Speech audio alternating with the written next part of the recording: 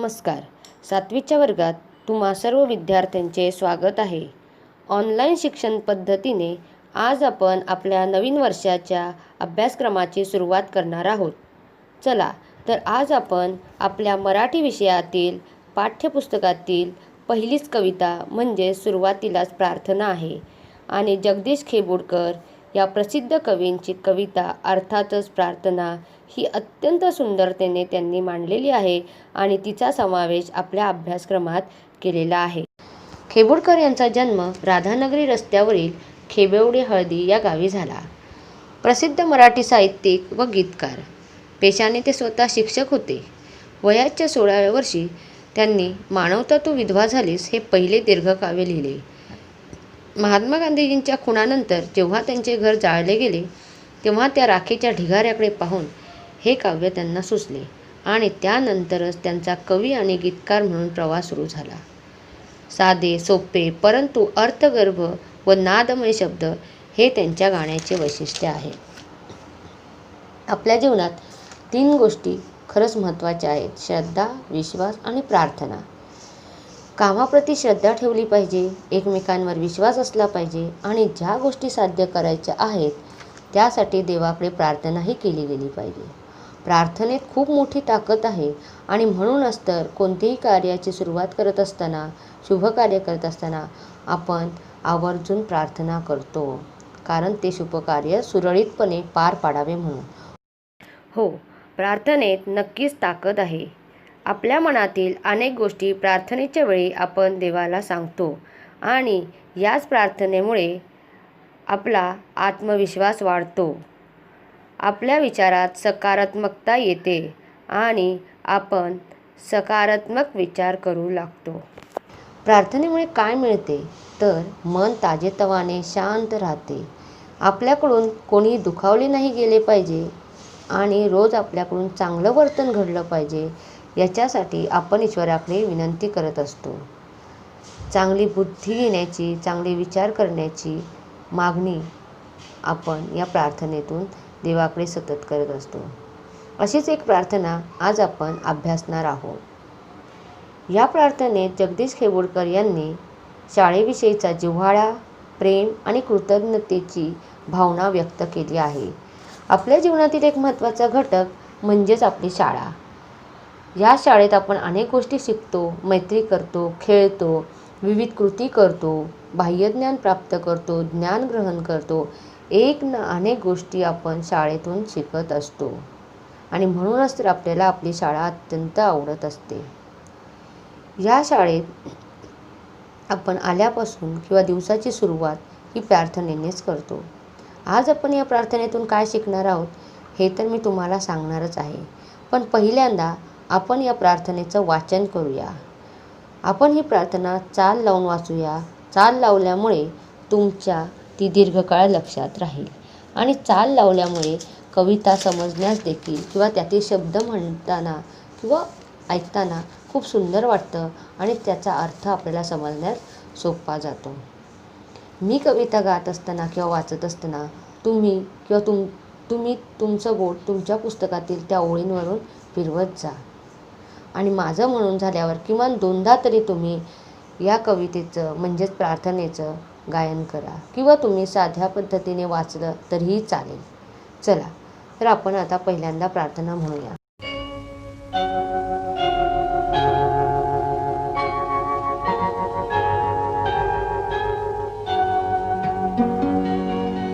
नमस्कार माझा या ज्ञानमंदिरा,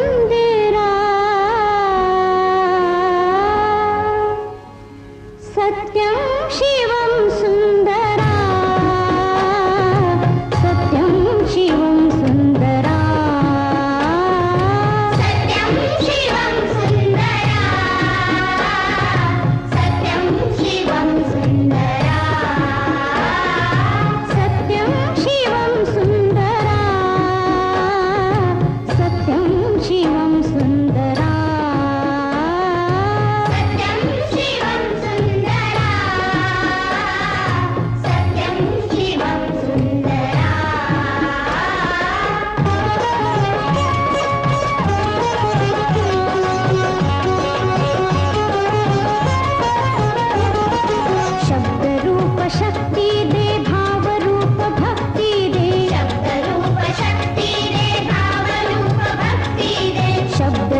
शक्ती दे भावरूप भक्ती दे शब्दरूप शक्ती दे भावरूप भक्ती दे प्रगतीचे पंख दे चिमण पाखरा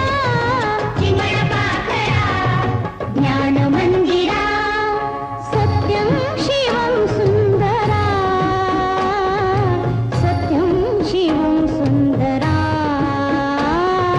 सत्यं शिवं सुंदरा सत्यं शिवं सुंदरा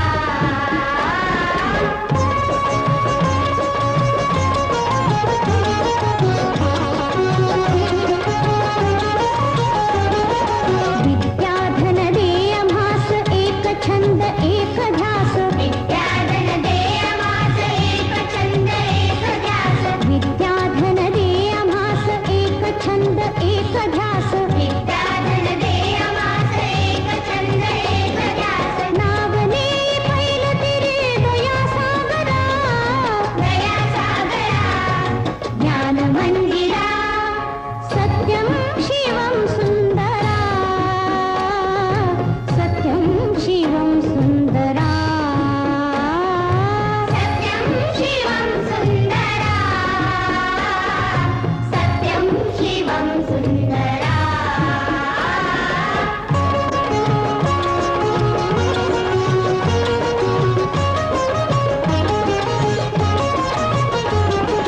हो आम्ही नीतिमंत कला गुणी बुद्धिमंत हो आम्ही नीतिमंत कला गुणी बुद्धिमंत हो आम्ही नीतिमंत कला गुणी बुद्धिमंत हो आम्ही नीतिमंत कला गुणी बुद्धिमंत कीर्तीचा कळस गाय उंच अंबरा ज्ञान मंदिरा सत्यं शिवं सुंदरा सत्यं शिवं सुंदरा सत्यं शिवं सुंदरा सत्यं शिवं सुंदरा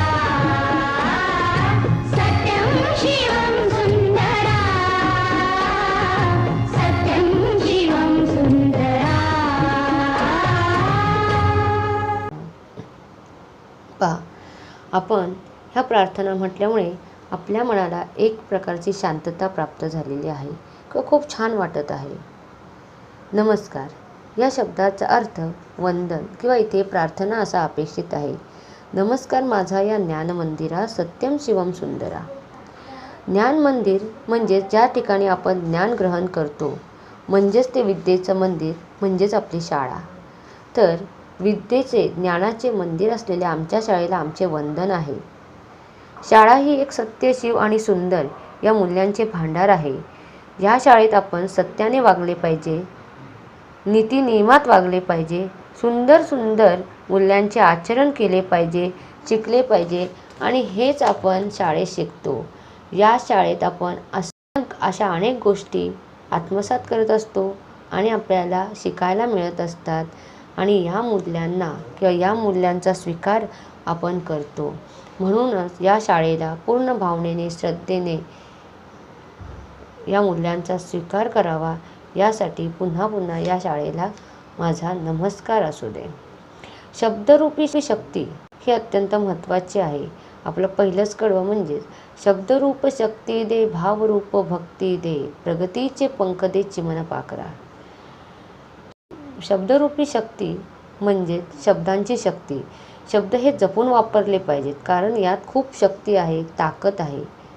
शब्दांनी म्हणजेच ज्ञानाने आपल्याला वेगवेगळ्या प्रकारे हे शब्द कसे वापरले जातात आणि या शब्दाने, ज्ञानाने आपले खूप मोठे ध्येय साध्य करायचे आहे. म्हणूनच शब्दरूपी शक्ती आपल्याला प्रदान करावी असे कवी ईश्वराकडे प्रार्थना करतोय. शब्दांमधली ताकद ही काही वेगळ्या प्रकारे सांगायला नको आहे. फार पूर्वीपासून अगदी समाजसुधारक देखील आपल्या लेखणीद्वारे, आपल्या शब्दांद्वारे प्रबोधन घडवून आणलेलं आहे. लोकमान्य टिळकांनी केसरीसारखं वृत्तपत्र चालू केलं आणि लोकांना अनेक गोष्टींचं ज्ञान करून दिलं. म्हणजेच आपल्याला कोणत्याही गोष्टीला किंवा कोणतीही गोष्ट साध्य करायची असेल तर शब्दांची शक्ती ही वापरता आली पाहिजे. म्हणूनच तर शब्दरूपी शक्ती शब्दरूपी शक्ती ची मागणी ही आपण ईश्वराकडे करत आहोत. शब्दरूपी शक्तीच नव्हे तर भावरूपी भक्तीसुद्धा मागितलेली आहे. मन हे भावनेने ओथंबलेले असले पाहिजे. आपली हीच भक्ती अत्यंत सुंदर व प्रांजळ असली पाहिजे. आपण जे ध्येय ठरवलेले आहे या ध्येयाला साध्य करण्यासाठी, प्राप्त करण्यासाठी पंख दे, कसले तर प्रगतीचे.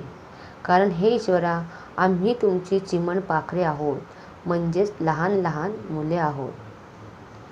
आम्हा मुलांना, लहान मुलांना, चिमण पाखरांना ध्येयाचे आभाळ गाठायचे आहे आणि या ध्येयाच्या आभाळात उडण्यासाठी आम्हाला पंख दे. हे ईश्वरा, ही अशीच मागणी या ईश्वराकडे करत आहे.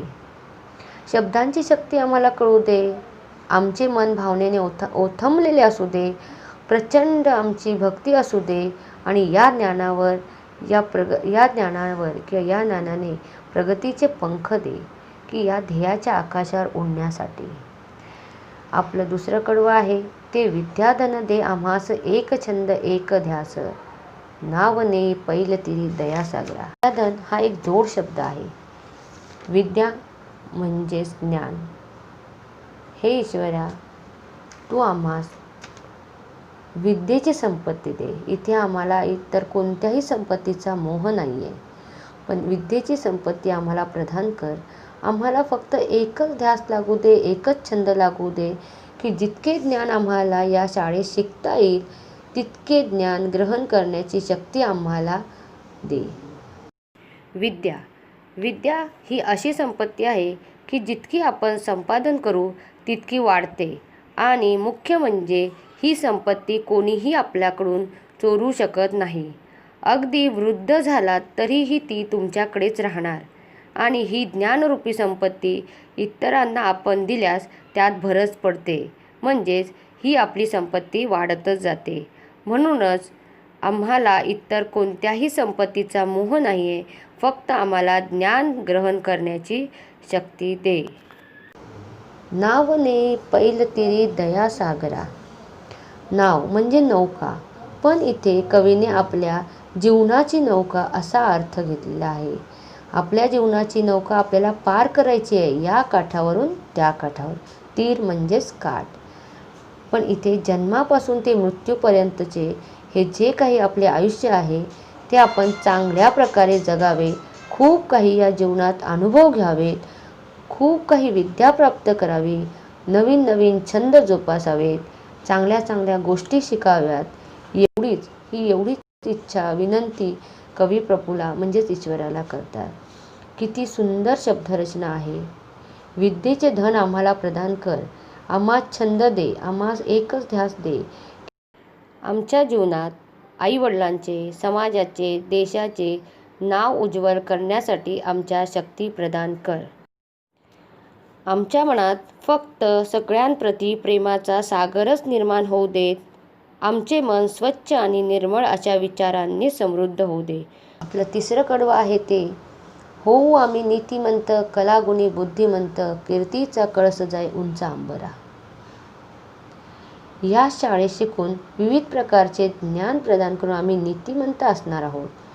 विविध कला जोपासून कलावंत, गुणवंत होणार आहोत आणि बुद्धिमंत देखील होणार आहोत. म्हणूनच आमच्या या कीर्तीचा कळस या आकाशात उंच उंच नक्कीच गेला पाहिजे. या शाळेतच आम्ही सद्वज्ञ होणार, मंगल भावनेने वागणार आणि कलागुणांमुळे आम्ही हुशार, प्रज्ञावंत होऊ. या फक्त कुटुंबाचेच नाही तर शाळेचे, समाजाचे आणि देशाचे देखील भविष्य आम्ही उज्ज्वल करणार आहोत. आमच्या कीर्तीचा कळस गगनात झळकू दे. नाव उंच करून उज्ज्वल भवितव्य आमचे घडू दे. असाच आशीर्वाद हे परमेश्वरा दे, एवढीच आमची प्रार्थना आहे. चांगल्या गोष्टी ज्या आहेत त्या प्राप्त होऊ दे. म्हणून हे ईश्वरा, आम्हाला चांगली शक्ती प्रदान कर. सागराप्रमाणे प्रेम आमच्या मनात ओथंबू दे. हे ईश्वरा, तू आम्हास चांगली बुद्धी दे. ज्या शाळेत आपण ज्ञान ग्रहण केले, नवीन नवीन मूल्य शिकलो आणि त्या शाळेला म्हणूनच माझा नमस्कार असू दे. ज्या ठिकाणी सत्य, शिव आणि सुंदर एकत्रित आमच्यापर्यंत पोहोचतात, त्या मूल्यांना आम्ही अंगीकृत करतो. या शाळेला वंदन असू दे. हे परमेश्वरा, आम्हाला शब्दांचे भांडार प्राप्त होऊ दे. या शब्दसंपत्तीमुळे आम्हास आमचे ध्येय गाठायचे आहे. आमचे मन भावनेने ओथंबलेले पाहिजे, म्हणूनच आम्हाला शक्ती दे. आम्ही जे काम करणार आहोत त्या कामावर ध्येय साध्य करण्यासाठी नितांत भक्ती असली पाहिजे. आमच्यासारख्या या लहान बालकांना, चिमण पाखरांना उंच उंच आकाशात उडून ध्येयापर्यंत पोचण्याची, प्रगतीचे पंख दे आणि ध्येय गाठण्याची शक्ती देखील दे. विद्येची संपत्ती आम्हाला खूप मिळू दे. चांगले छंद, नवीन नवीन छंद, नवीन नवीन विचार आमच्याकडून जोपासले गेले पाहिजेत आणि चांगल्या गोष्टींचा ध्यास आम्हाला लागला पाहिजे. आणि हे सगळं शिकत असतानाच आमच्या जीवनाची नौका पैलतीरावर गेली पाहिजे. तू दयेचा सागर आहेस. तू आमच्यावर करुणा करतोस. तुझा आशीर्वाद आमच्या पाठीशी आहे आणि म्हणूनच आमच्या बालकांतर्फे विनंती आहे की विद्येचे धन प्राप्त होऊ दे, छंद आम्हाला जोपासता येऊ दे, मिळू देत आणि आमच्या मनात फक्त प्रगतीचाच ध्यास असू दे आणि आमच्या जीवनाची नौका यशस्वी रीतीने पैलतीरावर पोहोचू दे. खूप काही गोष्टी शिकून आम्हाला नीतिवंत व्हायचं आहे, कलागुणांनी संपन्न व्हायचं आहे, बुद्धिमान तर व्हायचंच आहे. आणि या सगळ्या गोष्टी स्वीकारल्या गेल्यामुळे किंवा ह्या सगळ्या गोष्टी शिकल्यामुळे आम्ही शाळेचे, समाजाचे, देशाचे नाव उज्ज्वल करायचे आहे. आणि यासाठी आम्हाला कीर्तीचा कळस उंच उंच आकाशात आमचा झळकवला पाहिजे. त्यासाठी आम्हाला आशीर्वाद दे. चूक भूल आमची क्षमा कर. चांगल्या गोष्टी ग्रहण करण्याची शक्ती आम्हाला प्रदान कर, असेच या प्रार्थनेत म्हटलेले आहे. अत्यंत सुंदर अशी ही प्रार्थना आहे. तितका सुंदर त्याचा अर्थ आपण आता पाहिलेला आहे. अशा प्रकारे आज आपले जगदीश खेबोडकर यांची प्रार्थना शिकून झालेली आहे. रोज दिवसातून एकदा तरी ही प्रार्थना तुम्ही म्हणायची आहे व कठीण शब्द तसेच शब्दार्थ वहीत 2दा लिहायचे आहेत. तसेच ही प्रार्थना देखील वहीत एक वेळेस लिहून काढा. आता आपण वळणार आहोत ते यातील शब्दार्थांकडे. तर चला तर आपण आता यातील शब्दार्थ पाहूयात. नमस्कार म्हणजेच वंदन. इथे याचा अर्थ प्रार्थना असाही घेता येईल.